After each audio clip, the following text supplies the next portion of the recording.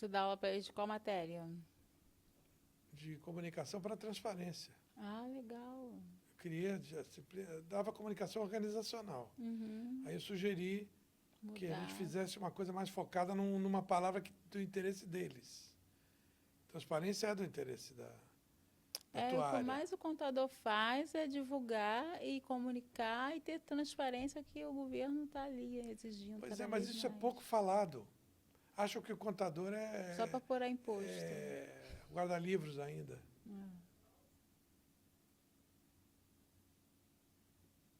Olá, o Observatório da Comunicação Institucional traz hoje Elaine Sampaio, fundadora da empresa Legalidade e Transparência. O nosso tema é compliance e transparência. Então, Elaine, eu gostaria que você primeiro falasse um pouquinho da sua formação, do seu trabalho, da sua especialidade. Ok, eu quero agradecer a oportunidade, tá? Bom, eu sou contabilista, pós-graduada em controladoria, auditoria e investigação também criminal, psicologia forense, porque a Legalidade e Transparência ela tem um canal de denúncia, então é muito importante ter profissionais especializados com domínio para fazer a investigação, de acordo com as denúncias que a gente vai estar recebendo no nosso canal. Também sou professora universitária da matéria de compliance, de governança corporativa também, Lei Geral de Proteção de Dados. E compliance, para mim, é algo que eu aplico no meu cotidiano, na minha vida pessoal e profissional a todo tempo. A introdução do tema compliance em comunicação é recente. E nós estamos justamente propondo no Observatório uma ferramenta de compliance que não é uma auditoria na comunicação. Ela é um olhar para toda a organização sob o viés da comunicação. Então, é muito interessante porque o compliance ele tem aparecido nas empresas via jurídico, né? Sim. Os advogados se tornaram os grandes receptores dessas demandas, porque pensa-se em conformidade, pensa-se em lei, e aí pensa-se no advogado, mas os contadores, os controllers, o pessoal da tua área, da tua formação, que demanda a transparência por conta dos números. Certo. Os números das empresas, eles são o retrato das operações. E a comunicação, que sempre apareceu muito depois, talvez na divulgação de resultados, né, nas peças, nos relatórios, hoje ela precisa se preocupar antes, por conta das crises, por conta das denúncias, dos vazamentos. Então, isso que enseja aqui a nossa conversa. Então, eu queria que você detalhasse um pouco mais o que é a preocupação em torno do compliance para a área de contabilidade. Sim, correto. O novo decreto, né, o 11.129, ele permanece com a importância das demonstrações contábeis terem confiabilidade, serem publicadas de forma transparente, e a comunicação é indispensável para o contador, para o controller. A gente tem que falar para o mercado o que a gente fez com os recursos que a gente recebeu, seja ele recurso público ou de investidores, acionistas, patrocinadores. Então, a gente tem que prestar contas, a gente precisa exercer a transparência. Então, sem a transparência, sem a comunicação adequada, porque a gente precisa culturar também os nossos colaboradores, os nossos gestores, até mesmo a diretoria. Então, a gente precisa trabalhar muito com a comunicação de forma bem próxima, sabe, Marcondes? Por meio de publicações por e-mail, ou até mesmo por grupo de WhatsApp ou Telegram. Também podemos fazer também encontros de coffee breaks e ter a fala dos gestores, porque o líder, Marcondes, o líder, ele tem que ser o primeiro a aderir ao programa de compliance. Então, o presidente, o CEO, ele tem que trabalhar muito com essa comunicação, principalmente em encontros de festas de final do ano, em seminários durante o período também do ano. Então, assim, a comunicação é um pilar indispensável para o programa de compliance. Ouvir isso de você me confirma para mim a parte dos achados da pesquisa que gerou o índice, né, de transparência que nós estamos propondo, né, o 5R Index. A princípio, se considera transparente uma organização que cumpre as leis civis e os regulamentos contábeis financeiros.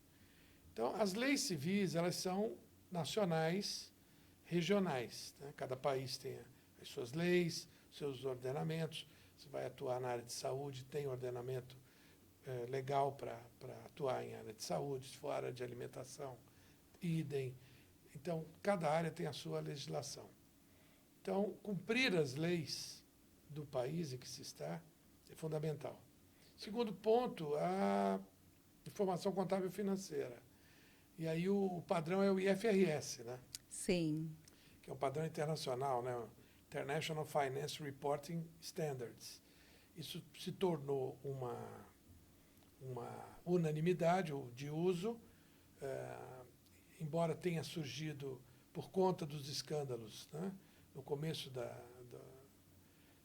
década passada, né? 2001, nos Estados Unidos, sobretudo o escândalo da Enron, que derrubou o mercado acionário.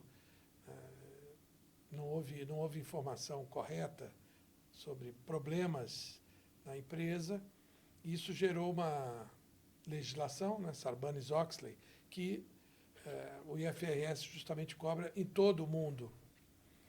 Agora, a nossa tese, eu te pergunto, o cumprimento, e você já falou um pouquinho, já deu uma dica, só o cumprimento das leis e das normas contábeis nos parece insuficiente. E a tua fala sobre a comunicação ser fundamental confirma isso. É fundamental, porque inclusive no decreto está falando isso. Não basta você ter um canal de denúncia, você tem que divulgar ele para o seu público externo. O Código de Conduta e Ética, né, que nós já até trabalhamos juntos, né, em outros clientes, ele não basta a gente fazer esse código, a empresa fazer esse código, colocar lá no seu site. Ela precisa comunicar. Comunicar a quem? Aos seus fornecedores, aos seus colaboradores, aos seus terceirizados. Então, a comunicação ela está presente a todo momento. E é muito interessante o seu trabalho, né, dos 5 R's, porque como é que a empresa vai saber se ela está adequada? Qual vai ser o parâmetro, né, para ela poder fazer uma avaliação? Então, quando você me apresentou esse teu trabalho, eu achei super interessante que é uma forma da empresa ela medir a eficiência do seu programa. Isso está muito didático, muito importante, valioso. E é uma forma de ela se certificar para o mercado, mostrar para o mercado, não, eu tenho um controle aqui interno, eu pratico os 5 R's, eu mantenho ele aqui. Isso gerou uma aproximação do Observatório da Comunicação Institucional com a legalidade e transparência. Quer dizer, uma coisa rara de acontecer.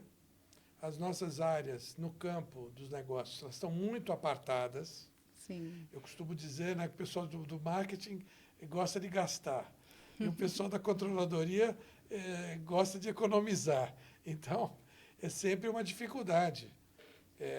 Parece que a gente é regido por um pensamento completamente oposto um ao outro.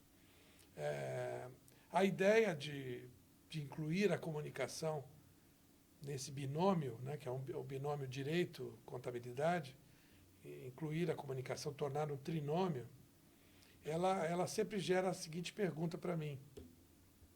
Mas qual a ferramenta? Como praticar essa comunicação? Então, o que eu digo é que cada caso vai ser um caso. É claro que a legislação que trouxe o canal de denúncias, a obrigatoriedade de, para certos setores ou certos portes, terem o canal de denúncia, solicitarem o canal de denúncias, que vocês implementam na Sim. legalidade e transparência, isso já é um avanço, um grande percurso. Agora, no dia a dia, quando se trata de uma denúncia, qual é a ferramenta? Então, a minha resposta é cada setor vai demandar uma solução diferente. Pode ser um site, pode ser um hot site, pode ser um podcast, pode ser um house organ, pode ser uma newsletter. Sim. Quer dizer, qual é a ferramenta adequada? As reuniões, como você disse, com o CEO, ou as reuniões presenciais, que nós já estamos hoje num retorno a essa possibilidade, são instrumentos de comunicação que podem gerar ou podem colaborar nessa transparência que se quer. E a própria empresa também ela pode fazer um investimento, contratando cursos em company, implantando os 5 R's, treinando os seus funcionários a fazer a autoavaliação das suas áreas. Por exemplo, a área de compras, né, ou de suprimentos, vai depender muito de cada empresa, né? Ela pode ser treinada como fazer a avaliação da transparência, da comunicação na contratação dos seus fornecedores. Então, é o tempo todo a gente falando da atividade de comunicar, da necessidade de comunicar. E, voltando, né, como ex-auditora externa, consultora de compliance, eu reconheço a necessidade de ter alguém externo fazendo essa avaliação. Ou a própria empresa manter, né, um núcleo interno para fazer essa avaliação também. Muitas empresas hoje, o que elas fazem? Elas estão instituindo comitês, né, comitês de compliance, ou comitês de auditoria interna, pegam vários colaboradores de vários setores, esses colaboradores são treinados e depois eles vão rodar pelas áreas para saber se aquele processo ele foi cumprido. É um avanço, um reclamo da sociedade por transparência, por essa proximidade, por essa aproximação e por essa responsabilidade. É uma outra palavrinha que não tem tradução, né? Como compliance, não ganhou uma tradução e a gente usa em inglês mesmo, que é o accountability. Sim. Que é digamos assim, eu poderia dizer que é a junção de dois conceitos, de prestação de contas e de responsabilização.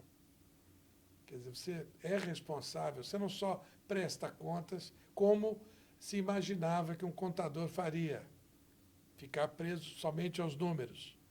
Não, tem uma responsabilização que vem junto. Né? Isso é da governança corporativa, é da demanda atual. Né? Queria que você falasse um pouquinho, mais genericamente, sobre governança corporativa. Sim, a governança corporativa ela é primordial. Quem não tem ainda o programa de compliance na organização em que atua, primeiro ela vai partir da sua governança. E às vezes as pessoas se assustam, né, quando a gente fala para as médias empresas, ou até mesmo pequenas empresas, ou o terceiro setor. Não somos grande porte, não somos companhias abertas, não importa. A governança ela vai ser desenhada de acordo com o porte de cada organização. Então, primeira coisa, se é uma limitada, contrato social, qual é a atividade que ela exerce hoje? Estão todas formalizadas no contrato social? Ou se é uma SA de capital fechado, ou uma entidade sem fins lucrativos, as atividades envolvidas estão parametrizadas no Estatuto Social? E como é que funciona essa governança? É muito importante, Marcondes, que o conselho não seja figurativo. Porque, volto a frisar, né, eu gosto sempre de falar desse decreto para incentivar as pessoas a lerem. O decreto 11.129, ele fala que a autoadministração ela é a primeira, ela tem que ser a primeira a abraçar o programa de compliance. Então, se a auto-administração é a responsável primária, então eu não posso ter um conselho fiscal figurativo, eu não posso ter um conselho de administração que vai, se só assina a ata de assembleia, ele tem que participar. E volto a falar, ele tem que comunicar os resultados da organização, ele tem que desenhar o planejamento estratégico e demandar para o CEO, para o controle da organização, o desenvolvimento desse planejamento estratégico. Para desenvolver, todos da companhia, da empresa, eles têm que tomar conhecimento desse planejamento estratégico, porque é um trabalho de formiguinha, é uma empresa. Então, cada um tem que fazer a sua parte. Por exemplo, se o financeiro ele está com caixa baixo, então a gente tem que fazer o quê? O pessoal da área financeira vai ter que rever o fluxo de caixa, o pessoal de compras vai ter que rever os prazos, ganhar mais prazos. E aí eu volto a falar a questão da comunicação entre as áreas também. E um pouquinho também da comunicação interna, né? Exatamente, da comunicação é um dos interna. assuntos que é muito demandado hoje. Então, desculpa. Diga.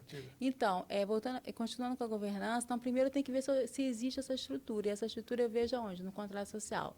Essa estrutura realmente ela é atuante na organização? Primeira coisa. Se não for, vamos ter que eleger outras pessoas para que possa frequentar a empresa, possa acompanhar as atividades da empresa. Quando eu falo acompanhar, não é uma coisa diária, mas, no mínimo, mensal, dependendo da organização, bimestral, trimestral, vai depender muito do volume de atividade da organização. Então, a governança corporativa ela vai ter que ser atuante, porque o compliance, o Marcondes, ele é um braço da governança.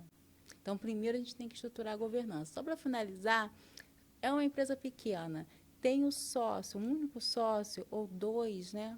2 sócios, 2 cotistas, tudo bem. Ele tem que fazer a estrutura ali, de no mínimo ele ter um conselho consultivo, uma pessoa que ele possa ouvir falar do seu negócio, do seu mercado. Não vai tomar decisões, mas ele vai ter uma segunda pessoa, um gerente ou um funcionário da sua confiança. Isso já é uma estrutura. Agora tem que fazer o quê? Documentar essa estrutura, trabalhar, comunicar essa estrutura para os demais colaboradores. Essa lei está em vigor, Sim. Não é? E as organizações estão tendo que se adaptar a ela. Certo. De forma, às vezes, até corriqueiras. Por quê? É uma empresa de pequeno porte, mas ela participa de licitação. De repente, ela fatura R$360 mil por ano, pequeno porte, mas ela ganha uma licitação, dependendo do local. Por exemplo, Rio de Janeiro, serviços a partir de R$650 mil, com duração de 180 meses. Tem que ter programa de compliance. Então, de uma hora para outra, uma pequena empresa de pequeno porte, ela se vê obrigada, quando ela presta serviço para o governo do Estado, a implantar o programa de compliance. Aí eu deixo a reflexão. Não seria melhor implantar esse programa de forma antecipada? Porque seria até um ponto positivo na concorrência da licitação. Sim. Porque ela ia sair na frente. Porque o que os órgãos têm feito? Às vezes a empresa ganha e eles dão um prazo para a empresa. E tem surgido clientes, né, que eles chegam desesperados e eu falo, olha, o compliance não se faz de uma hora para outra. A gente não vamos medir esforços, mas a gente não tem como implantar um programa de compliance em 30 dias, porque existe a questão, a gente volta para o 5R, a questão da comunicação, a questão da transparência, que às vezes não tem demonstração contábil publicada no site, não tem código de conduta e ética. Então, esse trabalho, ele não pode nascer de um dia para o outro. Não, e você vai tratar de cultura organizacional. Exatamente. Eu vou trabalhar com quem? Com a comunicação. Falando em compliance, é interessante frisar o seguinte, como a Elaine bem disse. Compliance é uma filosofia, um pensamento, né? As pessoas pensam de maneira, às vezes, equivocada. Compliance é um cargo, é o nome de um cargo, é o diretor. O compliance ele é um proceder. ele é uma filosofia, de fato, e que tem que estar permeada por toda a organização. Eu me lembro do Peter Drucker, que dizia que marketing não pode ser um departamento de marketing. Marketing tem que ser uma filosofia que permeia toda a organização. Né? Você está tratando de mercado, tratando da tua presença diante da concorrência, desde a portaria do prédio Sim. até a presidência. Não é só o departamento de marketing ou o pessoal de vendas que vai estar preocupado com marketing.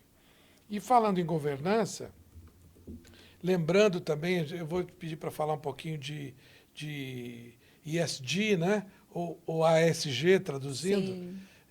para depois fazer um complemento aqui com a visão do 5R Index. O que você nos diz aí sobre essa coqueluche, né? Essa mania, hoje, de 10 matérias no Valor Econômico, 11 citam essa sigla. É muito importante, eu espero que não seja modismo, que as práticas na ISG, né, ou ASG, elas tenham chegado às práticas e para ficar, para permear. Por quê? Porque com o ISG vem o quê? Vem a adesão à diversidade, o combate à discriminação, qualquer tipo, faixa etária, gênero, opção sexual, cultura, e tudo isso a gente depende também da comunicação, porque nós trabalhamos, né, a gente convive dentro de uma organização com várias gerações. Então, se a gente olhar para 30 anos atrás, 40 anos atrás, a gente tinha programas, né, de comédias que a gente achava graça com certos tipos de comentários que hoje não podem mais acontecer. Então, a comunicação também é importante nessa parte. E o compliance, ele está ali para justamente monitorar se aquelas práticas do ISG, né, se de fato elas estão sendo exercidas, estão sendo exercitadas.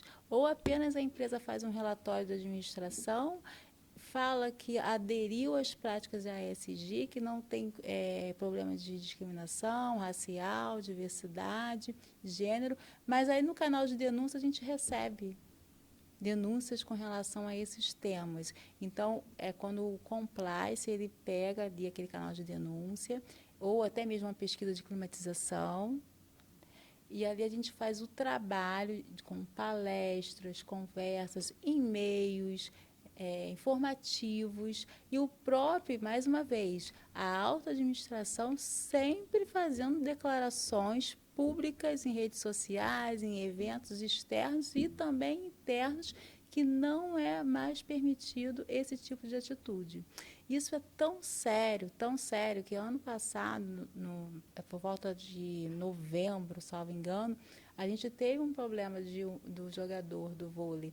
Ele fazia um comentário sobre sexualidade e o patrocinador exigir que ele não pertencesse mais àquele time. E ele foi demitido por causa disso. Então, a gente tem que tomar muito cuidado de falar que a gente aderiu à prática do ESG, que a gente, por exemplo, uma empresa de meio ambiente, né, ela gera riqueza com o meio ambiente, mas os indicadores de proteção daquele meio ambiente, de conservação do meio ambiente, eles estão sendo de fato exercidos, está se preservando aquele meio. O monitoramento do compliance, ele vai acompanhar se de fato existe o processo de recuperação.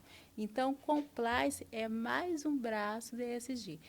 Agora, para ter ESG, antes de tudo, temos que ter governança. Segundo, tem que ter o compliance para fazer o monitoramento. Vocês estão vendo que a ação de compliance, né, esse pensamento voltado à conformidade, ele é uma forma de tornar a teoria prática. Quer dizer, aquilo que está nos manuais da organização, né, não ficar na prateleira, tornar-se realmente verdade na ação diária. Né? Eu chamaria atenção também para o nosso approach, né, para o nosso enfoque do 5R Index, que além, né, do ESG, né, que é o Environment, Social, Governance, traduzindo, né, a preocupação ambiental, que a Elaine citou, a questão dos efluentes, da poluição atmosférica, do social, que você também deu esse exemplo, da diversidade, do respeito à diversidade, não só naquilo que se pratica, mas também naquilo que se fala, uma preocupação com relação a isso, e a governança, né? Agora, nós temos uma visão um pouco mais ampliada, e a gente sente falta, naturalmente, nesse trinômio aí, no ASG, nós sentimos falta também da questão da conduta ética, né? A conduta ética é alguma coisa que varia de setor para setor, de país para país, né? E há várias éticas, há profissões com códigos de ética. Então, é bastante complexa essa questão da conduta ética. Também a transparência, né? que também é assunto nosso aqui hoje, sobretudo, e a accountability, que a gente já falou, que é a responsabilização junto da prestação de contas. E uma coisa muito importante que eu sinto falta também é a questão das decisões colegiadas. Você falou da importância dos conselhos, de haver conselhos reais, que se reúnem mesmo que seja pequeno, né? Uma pessoa tenha lá um conselheiro, mas que não é do quadro, é uma pessoa externa. As decisões colegiadas, elas vêm também nessa demanda da governança para evitar a autocracia, evitar a decisão monocrática, né? Trazer um pouco do espectro político, institucional, para o ambiente empresarial. Quer dizer, de que é preciso discutir as coisas, é preciso tomar decisões colegiadas. Elas são decisões melhores. Sim, mas a questão do colegiado, ele vai estar coberto, né, pela governança. Por isso que a gente, quando a empresa fala, né, que ela aderiu às práticas ESG, ela tem que, de fato, ela fazer um checklist internamente, aplicar os 5 R's, porque ali ela vai ter a certeza, porque o que eu tenho visto, infelizmente, no mercado, é sair um relatório de atividade, sair um relatório da administração, aí só pelo fato da empresa contratar pessoas com senioridade, acima de 65 anos ou até de 60 anos, ela já achar, bater no peito, que ela aderiu ao ESG. Não. Ela aderiu uma parte do social, mas será que não tem nenhum problema de discriminação dentro da organização? E como é que ela pode garantir que não exista? Ela fez uma pesquisa de climatização, ela tem um hotline, um canal de denúncia? E como você falou, a questão das decisões colegiadas, que elas precisam ser efetivas, não podem ser fictícias de jeito nenhum, então já está coberto pela governança. E o compliance, ele vai estar dentro ali da governança, então ele vai monitorar se de fato, né, as práticas ESG elas estão sendo adequadas. O que eu gostaria de colocar aqui, que infelizmente, né, eu entendo o lado do acionista, claro, eu sou contadora, né? Eu sei que quando ele faz um investimento numa organização, ele quer ter o resultado dele, mas eles têm que entender que é um investimento. Aderir às práticas ESG, aderir ao programa de compliance, implantar os 5 R's dentro de uma organização é um investimento, não é uma despesa. Não é uma despesa. Por quê? Porque ele vai ficar posicionado de uma forma melhor no mercado, ele vai sair na frente da concorrência em uma licitação. Se for uma organização, né, uma entidade sem fins lucrativos, vai atrair investidores. O Brasil, ele recebe investimentos do exterior nas entidades sem fins lucrativos. Eu trabalho com fundações privadas, algumas recebem recursos. Mas por quê? Porque estão praticando a transparência. Isso é super importante. Muito bem, nós ouvimos aqui Elaine Sampaio, da Legalidade e Transparência. Muito agradeço. Eu que agradeço a oportunidade. A tua presença e até a próxima.